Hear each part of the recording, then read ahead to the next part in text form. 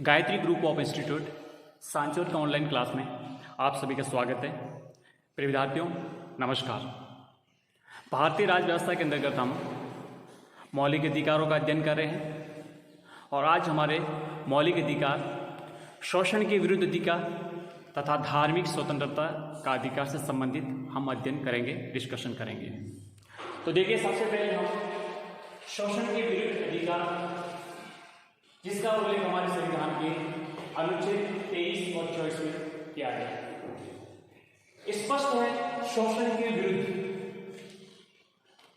भारत के संविधान में इस मौलिक अधिकार को प्रतिस्थापित करने का उद्देश्य मानव के गरिमापूर्ण जीवन की आपूर्ति है। ध्यान रखना, इस अनुच्छेद का संबंध किसी प्रकार के देश की एकता अखंडता से नहीं, मनुष्य अर्थात मानव के गरिमापूर्ण जीवन से कोई व्यक्ति किसी का शोषण नहीं कर सकता। किसी व्यक्ति को अधिकार नहीं है कि किसी अन्य व्यक्ति का वो शोषण करे, क्योंकि हम सभी को पता है कि ब्रिटिश काल में जिस प्रकार से भारतीयों का शोषण हुआ और जिस प्रकार से राजा रजवाड़ों में या अन्य किसी भी स्तर पर देखते हैं कि मनुष्य का जो भारतीय नागरिकों को जो शोषण हुआ, वर्तमान हमारा भारतीय संविधान का अनुच्छेद 23 और 24 स्पष्ट प्रावधान करते हैं कि ये किसी व्यक्ति को कोई अधिकार नहीं है कि वह उसका शोषण करे। इसलिए मनुष्य को अपना गरिमापूर्ण जीवन जीने के लिए कोई उसका शोषण न करे। इसलिए हमारे आर्टिकल 23 और 24 में शोषण के विरुद्ध अधिकारों का उल्लेख कर रखा है। एक एक करके हम उसका अध्ययन करते हैं। सबसे पहले आर्टिकल 23 में, अनुच्छेद 23 में मानव के क्रय विक्रय और व्यवहार का प्रतिबंध। हमारे संविधान के अनुच्छेद स्पष्ट बताता है 23 कि मानव के क्रय विक्रय, खरीद फरोख्त जो खरीदा जाता है, बेचा जाता है, मानव का जो व्यापार होता है, मानव का जो दुर्व्यापार होता है, उसको बिल्कुल निषेध करता है। दूसरा बेगार, इन दोनों को बिल्कुल निषेध करता है, प्रतिबंध लगाता है। और मानव के दुर्व्यापार से आप समझिए बच्चों को, महिलाओं को जो बेचा जाता है, उनके मतलब यूँ कह सकते हैं भिक्षावृत्ति है, बाल यौन दुराचार है या अन्य घिनौने कार्यों में उनको खरीदा जाता है, बेचा जाता है। ऐसे सभी प्रकार के जो जिसमें शोषण होता हो, सभी प्रकार के कार्यों पर प्रतिबंध अर्थात उनको निषेध करता है हमारा अनुच्छेद 23। क्योंकि एक मानव है, मानव के नाते उसको मानवाधिकार मिले होते हैं और मानवाधिकार के लिए कहीं जाना नहीं पड़ता, वो जन्म के साथ ही स्वतः प्राप्त होते हैं। इसलिए अपने मानव के जो मानवाधिकार है उनका कोई उल्लंघन नहीं कर सकता। प्राकृतिक तौर पे उनको जो अधिकार मिले कोई उसका उल्लंघन नहीं कर सकता। ये जरूरी था, क्योंकि जब तक व्यक्ति निरक्षर है, अनपढ़ है, उसको अपने अधिकारों के बारे में जानकारी नहीं है, तो संभावना बनती है कि कोई व्यक्ति उसके अधिकारों का मिसयूज कर सकता है, शोषण कर सकता है। इसलिए हमारा आर्टिकल 23 स्पष्ट तौर से कहता है कि किसी भी प्रकार का खरीद फरोख्त, मानव दुर्व्यापार, भिक्षावृत्ति, बाल यौन दुराचार या अन्य किसी प्रकार से संबंधित जो भी अपराध की श्रेणी में आते हैं, ऐसे कोई भी कार्य नहीं किए जाएंगे। बिल्कुल उनको प्रतिबंधित करता है, उनका निषेध करता है। ये समझना है हमारे आर्टिकल 23 में। ठीक है, इस बात को स्पष्ट समझा। दूसरा है आर्टिकल 24। आर्टिकल 24 स्पष्ट करता है, 24 में है कि जो भारी उद्योग है, कारखाने हैं, मिल है, खदान है, माइंस है या ऐसे पत्थर से जुड़े जो काम है, ऐसे भारी कारखानों में या भारी उद्योगों में 14 वर्ष से कम आयु के बच्चों को कार्य नहीं करवाया जा सकता।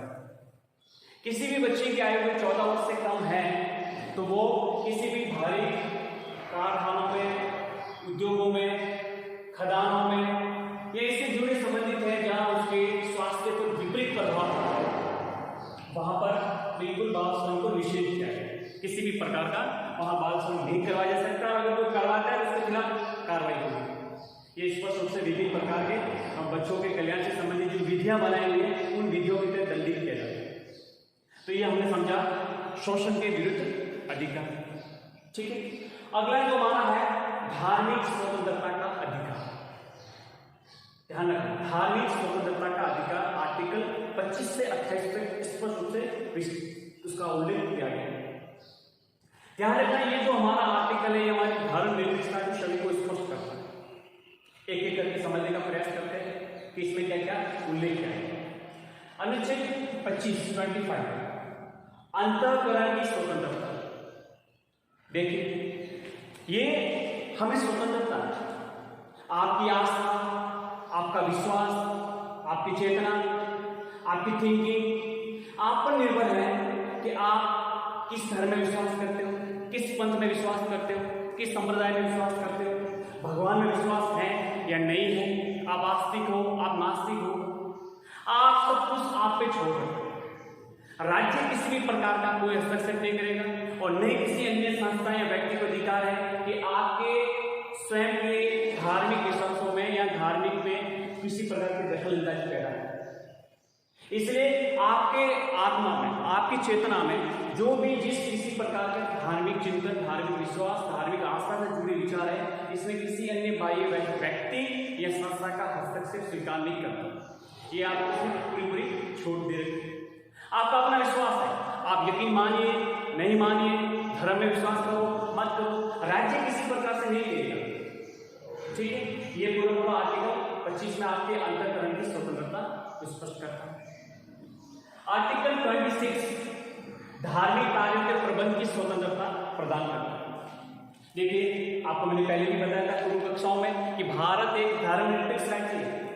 भारत सरकार का कोई धर्म नहीं है।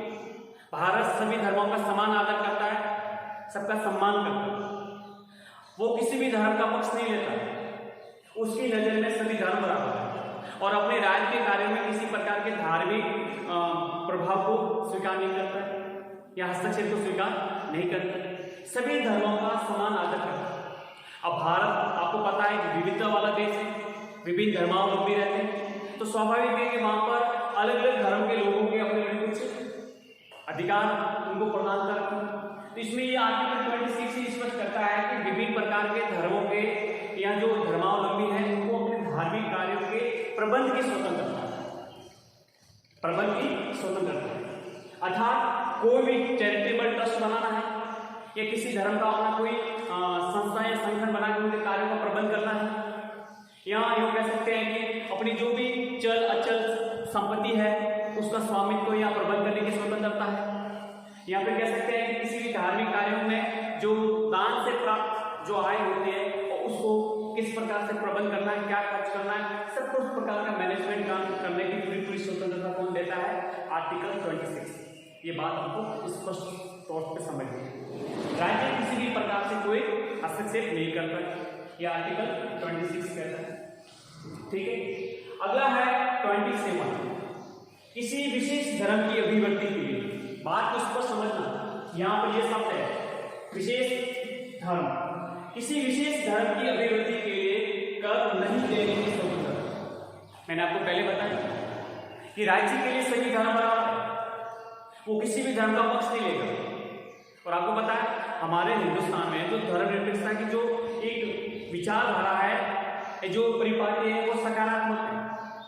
लेकिन इसमें जो बताया गया है कि राज्य किसी भी विशेष धर्म की अभिव्यक्ति के लिए किसी प्रकार से कर न देने की स्वतंत्रता इसमें प्रावधान किया गया है।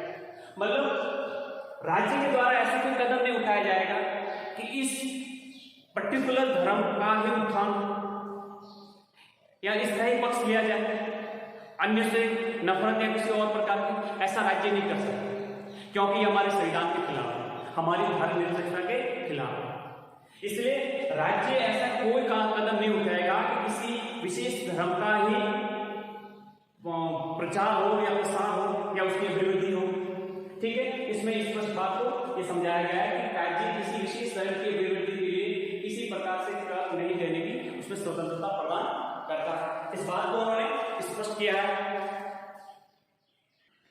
दूसरा इस बात को स्पष्ट ये भी समझना है कि राज्य के द्वारा जो भी अपनी साधारण रीति से जो भी कर एकत्रित किए जाते हैं, राज्य अपने जो भी टैक्स एकत्रित करता है, उस टैक्स के द्वारा किसी भी धर्म, उस टैक्स से जो प्राप्त आय है, उस आय का किसी धर्म के लिए प्रयोग नहीं किया जा सकता। बात इसको समझिए कि एक तो किसी भी धर्म की अभिवृद्धि के लिए कोई राज्य अपने स्तर से कोई खर्च नहीं करेगा, और दूसरा जो साधारण रीति से अर्थात जो साधारण तरीके से राज्य की जो टैक्स वसूल किया जाता है, उस टैक्स का प्रयोग किसी धर्म के लिए प्रयोग नहीं किया जा सकता। लेकिन एक बात को यहाँ पे स्पष्ट ये भी समझना है कि भारत की जो धर्मनिरपेक्षता है वो सकारात्मक प्रवृत्ति को बल देती है। तो अगर राज्य की नजर में सभी राज्य बराबर, मतलब जो धर्म है वो सब बराबर है, राज्य की राय में सभी धर्मों का सम्मान आदर करते हुए वो चाहे तो सबके लिए कुछ आंशिक रूप से अनुदान दे सकता है। जैसे आप समझिए कुंभ का मेला हो, मुहर्रम हो, हज की यात्रा हो या अमरनाथ की यात्रा, ऐसे जो धार्मिक धर्म विशेष के जो धार्मिक कार्य होते हैं सभी को बराबर मानते हुए अपनी तरफ से कुछ सहायता प्रदान कर सकता है। तो वो उसमें बिल्कुल कंडीशन ये होती है कि वो सभी धर्मों का सम्मान आदर करते हुए आगे बढ़ेगा। ठीक है, ये बात समझी हमने 27 में। 28 में ये है कि कुछ शिक्षा संस्थाओं में धार्मिक शिक्षा धार्मिक उपासना में उपस्थित होने की स्वतंत्रता प्रदान करती है। इसका अर्थ यह हुआ कि राजकीय निधि से, राजकीय फंड से स्थापित किसी भी शिक्षा संस्थान में धार्मिक शिक्षा प्रदान नहीं की जाएगी। राजकीय अनुदान से स्थापित किसी भी शिक्षा संस्थान में या राजकीय शिक्षण संस्थाओं में किसी धर्म विशेष की शिक्षा प्रदान नहीं की जाएगी। एक बात ये समझो। दूसरी, राजकीय अनुदान से प्रत्यक्ष अप्रत्यक्ष रूप से जो भी स्थापित संस्था है उसमें किसी पर्टिकुलर धर्म विशेष की शिक्षा संस्था मतलब शिक्षा को प्रदान नहीं किया जा सकता। यह आर्टिकल 28 में स्पष्ट किया गया है। तो अभी हमने समझा कि शोषण के विरुद्ध अधिकार जिनका हमारे संविधान के अनुच्छेद 23 और 24 में, और धार्मिक स्वतंत्रता का अधिकार जो अनुच्छेद 25 से 28 में स्पष्ट तौर से उल्लेख कर रखा है। हमारा जो अगला मौलिक अधिकार है वो है संस्कृति एवं शिक्षा संबंधी अधिकार। संस्कृति एवं शिक्षा संबंधी अधिकार संविधान के अनुच्छेद 29 और 30 में उल्लेख किया गया है। अब ये समझना है हमको, भारत के संविधान में भारत के नागरिकों के लिए और विशेषकर जो हमारे भारत में माइनॉरिटीज अल्पसंख्यक वर्ग है, हमारे यहाँ पर हमने केवल बहुतों का पक्ष लिया है, केवल अल्पसंख्यकों का पक्ष लिया, ऐसी बात नहीं। हमने हिंदुस्तान के भारत के प्रत्येक नागरिक का कल्याण हो, सबके लिए अपना चहुमुखी विकास के लिए सब प्रकार के प्रावधान हैं। लेकिन फिर भी जो हमारे माइनॉरिटीज है उनके मन में ऐसा भाव नहीं हो कि हम अल्पसंख्यक हैं, हमारे कुछ राइट नहीं है, ऐसा कुछ नहीं, ऐसा नहीं। इसलिए हमारे संविधान के अनुच्छेद 29 और 30 में अल्पसंख्यक वर्ग के लिए विशेष तौर से प्रावधान कर रखे हैं। एक एक समझते हैं। पहला है अनुच्छेद 29, अल्पसंख्यक वर्गों के हितों का संरक्षण। भारत के राज्य क्षेत्र या भारत के किसी भी भूभाग के लोग जो भाषा के आधार पर या धर्म के आधार पर अल्पसंख्यक है, उनको अपनी भाषा, लिपि, संस्कृति को बनाए रखने का पूरा पूरा अधिकार, उनको अधिकार तथा किसी भी शिक्षा संस्थाओं में जाति, धर्म, भाषा, क्षेत्र के आधार पर उनको प्रवेश से वंचित नहीं किया जाए। ये आर्टिकल 29 में स्पष्ट किया गया। आर्टिकल 30 में यह है कि जो भी हमारे अल्पसंख्यक वर्ग के जो समुदाय हैं उनको अपनी शिक्षा संस्थाओं की स्थापना का पूरा पूरा अधिकार होगा, उनको प्रबंध व्यवस्था का पूरा पूरा अधिकार होगा। जो भी इन सभी जो अल्पसंख्यक वर्ग हैं उनको अपनी शिक्षा संस्थाओं की स्थापना, साथ ही साथ उनके प्रशासन का पूरा पूरा उनको अधिकार मिलेगा। इस अर्थात अपन कह सकते हैं कि धर्म और भाषा पर आधारित सभी अल्पसंख्यक वर्गों के जो अपनी रुचि की जो भी शिक्षा संस्था हैं उनकी स्थापना और प्रशासन का पूरा पूरा अधिकार होगा। ये हमारे संविधान के आर्टिकल 30 में उल्लेख कर रखा है। तो हमारा आपको ध्यान रखना है, आर्टिकल 29 और 30 में संस्कृति और शिक्षा से संबंधित अधिकारों का उल्लेख किया गया है।